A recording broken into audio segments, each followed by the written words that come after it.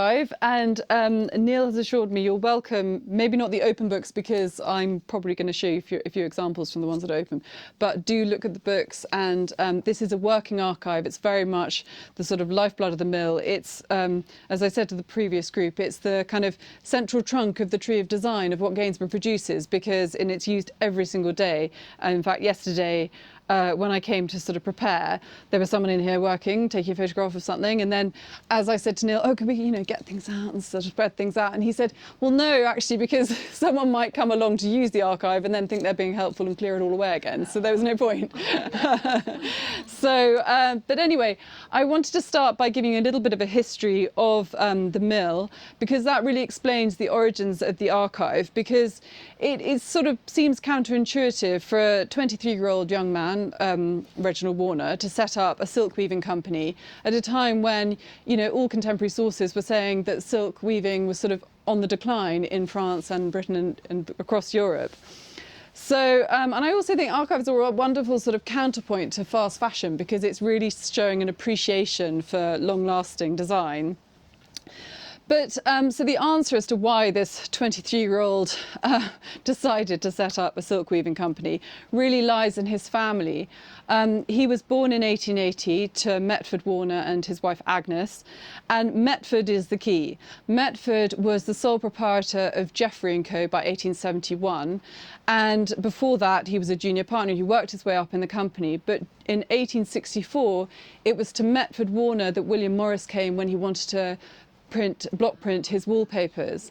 And Metford was known for being artistically sensitive and willing to go through the long process of carving pear wood blocks and using all the dye stuffs and things that Morris wanted to use to create something which was what Morris always was seeking, which was something that was true to materials. And in Metford Warner he found someone who could do that, and he remained satisfied with what Jeffrey & Co. produced for him throughout the rest of his life. But also Metford was an innovator, and he listened when sort of journals giving interior advice in the sort of late 1860s were saying, oh, wallpaper's boring, the designs, it's all been seen before. And Metford really took this on board, and he commissioned leading artists and designers and architects of the day to produce designs for Jeffrey & Co. So people like Charles Voysey, William Burgess, Walter Crane. Apparently Crane's designs were a little bit annoying because they had so many colours in them. But anyway, so he was a real innovator. And so as the son of Metford Warner, Reginald is part of, sort of through enterprise, a part of the sort of first circles of British innovative design. And you might say, well, that doesn't necessarily mean he was interested in the arts and crafts movement or the aesthetic movement. But actually, he, from 1903 to 1916, there were the last 5 exhibitions of the Arts and Crafts Exhibition Society, and Reginald enters 4 of those exhibitions. First of all, under the English Silk Weaving Company, the books you can see here, then on his own with his brother Horace, and finally under the Gainsborough Silk Weaving Company. So he really was sort of putting himself into that society. And it was sort of 30 years, or at least 30 years into the arts and crafts movement by then. So they were aware that it was a movement that was slightly sort of on the decline. However, contemporary sort of critics of the time were saying, though many aspects of it were on the decline, hand weaving was actually on the up. And sort of more and more designs were being produced. So you have Reginald Warner, who had been apprenticed at the English Silk Weaving Company from 1893, from the age of 13. And he'd been apprenticed there. He'd been there for 10 years, and it actually went into liquidation in 1903. And so here you have this sort of young and inspired person who's part of the arts and crafts movement, wanting to set up his own weaving company, despite the fact that he's apprenticed to a company that's now gone into liquidation. But you can kind of see that with his background, it's more of a sort of artistic and maybe an ideological endeavour. Indeed, Morris and Co. and Liberty were some of his earliest customers. And it's a sort of passion for weaving as much as entrepreneurship. And that really explains sort of why he wanted to do it, I think, but that's my opinion. Anyway, so then you have the beginnings of the archive with the books that he brought across from the English Silk Weaving Company. And you can see, I mean, I literally opened this yesterday, but you can see the influences of the time. You can see that this is a sort of very Morris motif, the daisy, but with a very Art Nouveau iris. And so you can see how these influences are feeding into what's being produced. And passing books from manufacturers from one to the next is part of obviously a very long tradition. I'm sure you've all sort of read about books that are sort of protected and prized, and then they're sort of smuggled across borders, and then they're seized by customs officers, and then they end up in the V&A, you know, 200 years later. So that's part of this tradition. And so you can see why he wanted to carry these books with him. Neil also pointed out that there might have been commissions that were sort of half achieved at the English Silk Weaving Company that he could complete, because he was obviously a part of the business by then. But also in the mid to late 19th century, there was this fever for gathering historical textiles. You know, it's at a time when there were lots of sort of tomes being produced that delineate the sort of history of design. So Owen Jones's Grammar of Ornament, published in 1856, and there is also a book which was published by a man called Friedrich Fickbach. It was called The Ornament of Textile Fabric, published in 1874. And in fact, 3,000 of his textiles are the basis of the Met Collection's textiles, which were purchased in 1909. So there was this sort of gathering together of historical textiles. William Morris was also a collector of textiles, and he advised the V&A on their purchases from Canon Boch, who was this cleric who'd gone around gathering up ecclesiastical textiles from across Europe and then selling them to international buyers. And Morris was a sort of mediator between them. But also Metford Warner was also a collector of textiles, because he collected lots of different things. He collected Japanese works of art that he was buying from Liberty and Co. He also collected contemporary design, but apparently, according to his grandson, I read an account, he only really collected antique textiles. So I think it sort of gives a picture of the family that Reginald was born into, the sort of artistic credentials that he sort of wanted to create by having a wonderful archive to draw from as he began his weaving endeavours. And as much as a lot of the historical textiles that had been looked at, and also not just physical textiles, but also the textiles in painting. So people were referencing Renaissance works of art. But these were informing a lot of what the arts and crafts movement and the aesthetic movement were producing. But they were also meant to work alongside replicas of historical fabrics on their own. And so that's very much the intention of Reginald Warner. He wants to produce new designs, but he's also quite happy to replicate old designs, and that remains the case now in this mill. And it's at a time in the late 19th century and early 20th century where the sort of historical interior really sort of comes to the fore. You think of sort of baronial taste, sort of Tudor references in the sort of 1930s, but also new classicism and the idea of a sort of English country interior that's maybe a bit shabby, not very specifically historical, but just has little, like here and there, little touches of historical design. So you have the start of the mill archive, and that's what's wonderful here. It's a very complete picture of design, because you have the books of each of the designs that's been produced here, but also larger scale examples of a design in these boxes and on the shelves, and you can see each design has a number reference. So you can see here, this is the sort of oak leaf design, which is here, which has been used by the Royal Mews, I believe. And indeed, you've probably picked up that the mill is the official furnishers to the royal family. And I believe that this was used to refurbish carriages. And also, I think Gainsborough produced silk for the two most recent royal, well, not two most recent, because there was also Princess Beatrice, but anyway, but for the Duke and Duchess of Sussex and the Prince and Princess of Wales, they produced silk for the refurbishment of those carriages.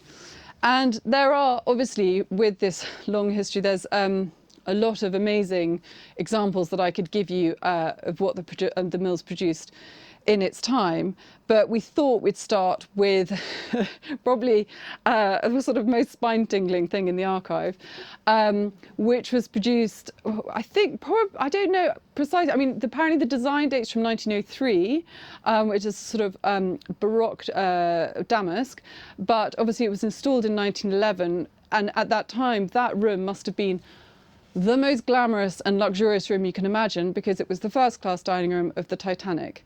And this is the remaining silk that was produced for the Titanic. And it's still produced now. The design is called Salute, and it's here. But yeah, it's sort of quite extraordinary that it's existing here. And it must have been an amazing commission for Reginald, because, you know, to be included in that height of luxury, you know, it really was supposed to be the absolute top. And if you think of the people who were supposed to eat in that dining room over the course of the life of the ship as it was intended, you know, it would have been a fantastic advert for the mill and what could be produced here. So yeah, it's a really beautiful, really fantastic example. But also it's sort of a nod to what I was talking about, the sort of new classicism, and with the Titanic, they wanted to create a sort of luxurious hotel experience, not sort of English country house, but really very much sort of like the Ritz or the Savoy, sort of that look is what they were intending it to be. And there was sort of Louis XIV furniture. So from a floating palace to an actual palace, you might have seen in the cabinet in the showroom an example of this, but this was the silk produced for Queen Mary's Doll's House in about between 1921 and 1924. And you can see this is a 1/12 of the size. Like, I can't believe it's the 12th. I sort of feel like it must be smaller, but anyway, of this design, which is Bologna, which is still produced now. And Queen Mary's Doll's House was a very interesting project. It was devised by Princess Mary Louise, who was a childhood friend of Queen Mary and knew Queen Mary's passion for collecting and gathering little things, and she loved sort of miniatures and things like that. But also, Princess Mary Louise was a great supporter of the arts, and in the post-war years wanted to create something that would invigorate but also showcase the best in British design. So she enlisted her friend, Sir Edwin Lutyens, the very famous architect, to come up with this scheme. And they sort of thought of different ways of doing it. You know, would they do a sort of Saxon house? Would they do? And then in the end, I'll have to read you the quote because I can't remember at the top of my head. But anyway, they decided at their inaugural dinner at the Savoy, where else? They said, let us devise for all time something which will enable future generations to see how a king and queen of England lived in the 20th century and what authors, artists and craftsmen of note there were during their reign. So it's a real feather in the cap of Reginald and Gainsborough Mill that they were selected to produce silk for the furnishings of the house. And also, I believe they did also velvet carpets. But you can see here the scale of that with this. You can see the stitches. You know, the scale of it is minuscule. But do have a look at this book in a little while. You'll see what was produced. And it was shown at the an Empire exhibition at Wembley in 1924. And was visited by over 1.5 million people in the 7 months that it was open. And you had to pay an extra fee to go and see the house, and that raised money for the Queen's charities. And it's still on display at Windsor Castle. So I wonder if one day Neil might get a sort of knock on the door to say, can you make us some more, please? Because I think the silks have got a little bit faded by now, but they're very beautiful furnishings and very beautiful interiors. And I think the royal family seem to come to Gainsborough whenever they have something really difficult to do, because in 1979, Princess Margaret approached Gainsborough. She had heard about Gainsborough because I think there was a piece, a remnant, that had been given to a lady who used to sell them for charity locally. They were given to her, but she had given it to a chapel and they'd used it as part of their altarpiece. And Princess Margaret happened to be on a royal visit there, and she said, oh, that's lovely silk. And they said, oh, well, it's Gainsborough. And so then when Princess Margaret had this commission, she wanted to reweave the Royal Stuart tartan sash for her mother's 80th birthday, the Queen Mother's 80th birthday. And this was in 1979.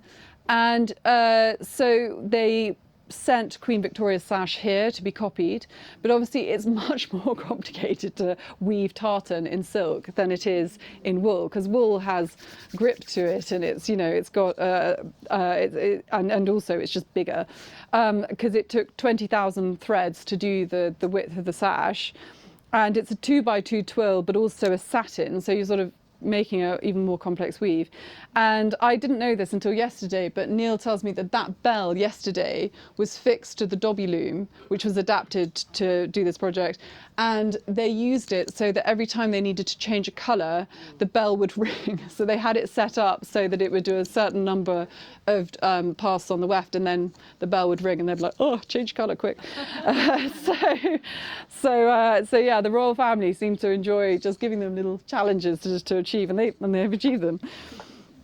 But so, in complete contrast to the royal family, we go to sort of revolutionary America, hooray, across the Atlantic, because we thought there's loads and loads of palaces and English country houses, and you think of, you know, the fire at Windsor Castle. There's so much that this mill has contributed to historical English interiors, but we thought it would be more interesting for you to look at an American interior, which is this piece here, which is a silk and wool damask, and was taken from the archive here and adapted for this specific project, which was the yellow damask bedroom at Mount Vernon, which they were recreating, and recreating with really very little remaining of the bed, all the furnishings. They literally had, I think, 2 carved foot posts and a rail, and then 1 Valentine from 1913, which was the colour reference. So that's literally all they had to go from, as well as the description of the bedstead, which was the most expensive bed ensemble that Washington owned.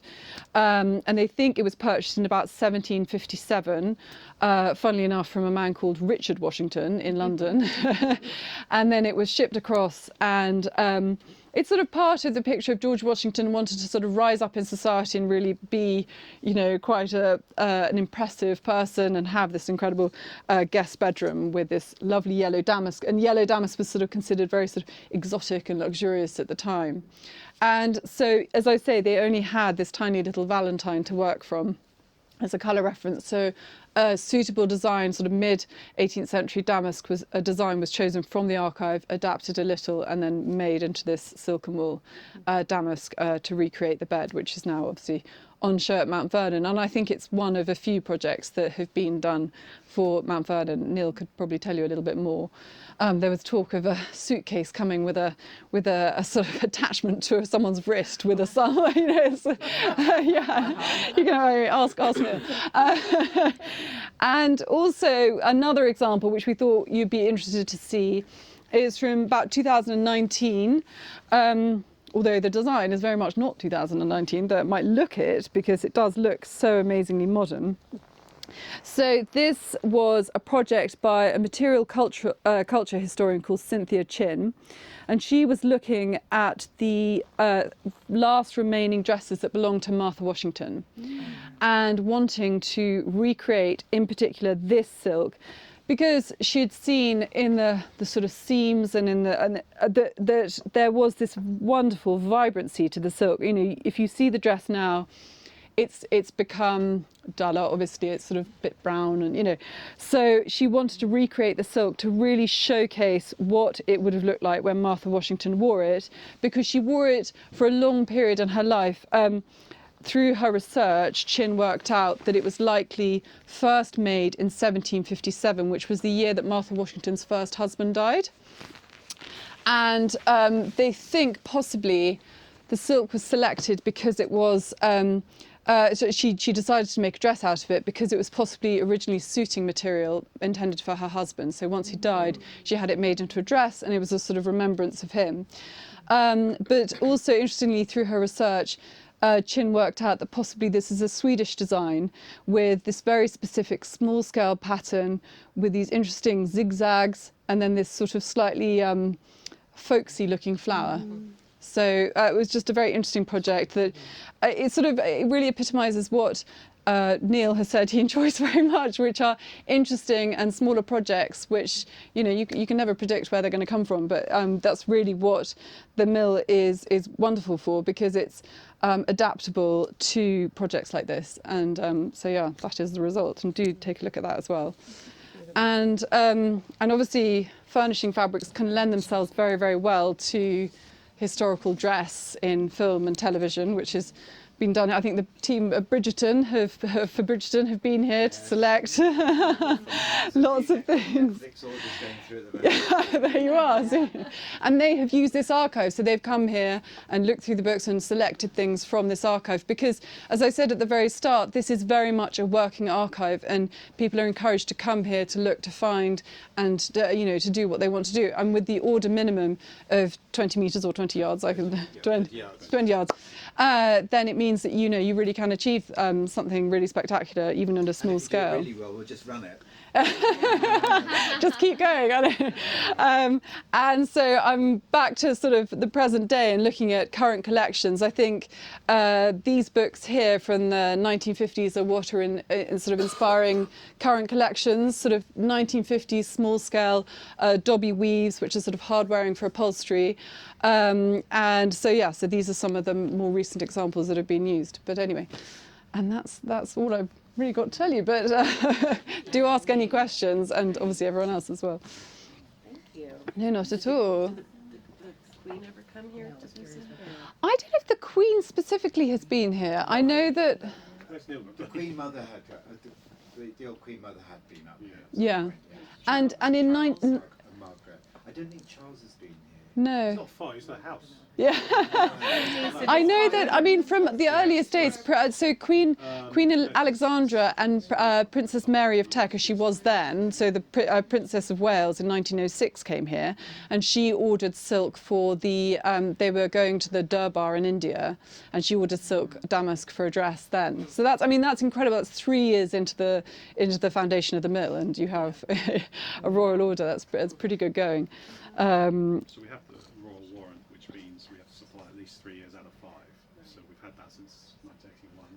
Yeah. And then that recently changed because when King Charles came, we had to reapply for it all. We got it because we do supply the royal household fabrics in the room where he was declared king. Actually, the back of that is a red fabric. That's one of ours. So yeah, we have a constant, ongoing relationship with them. There's an order about to go through for the royal household now.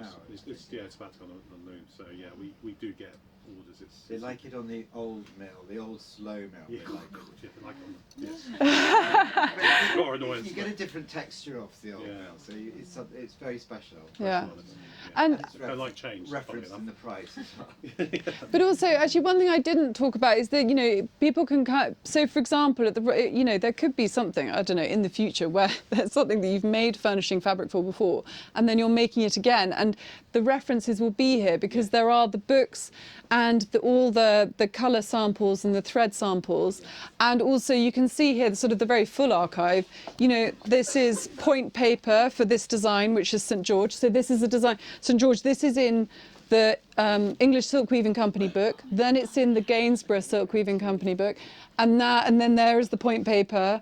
And it's now a special order fabric, but it's still produced now. And you can see very clearly the sort of medieval influence in this. So that's very sort of its time, but also very beautiful and very interesting ground. I love this sort of broken ground. It makes it texturally very interesting.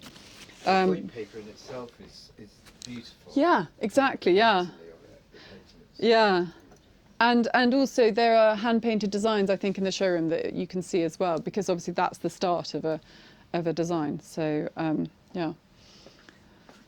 And also, this is a very interesting fabric, just to briefly show you, because it's, I can't remember, I've completely blanked on what you call it, Neil will remember, but it's something that was produced during the Second World War, and they had limited resources. So you had to use certain colours and certain materials, and you were sort of limited by that. But actually, it sort of produced some quite interesting designs. So in that period, I think Eden Marks produced quite a lot of interesting design. But anyway, it's a sort of wartime fabric, which was to be hard-wearing and good, but with a limited palette and resources.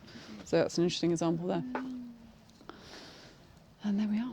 But do ask any questions at all. You guys are better at the sort of the technicalities than now.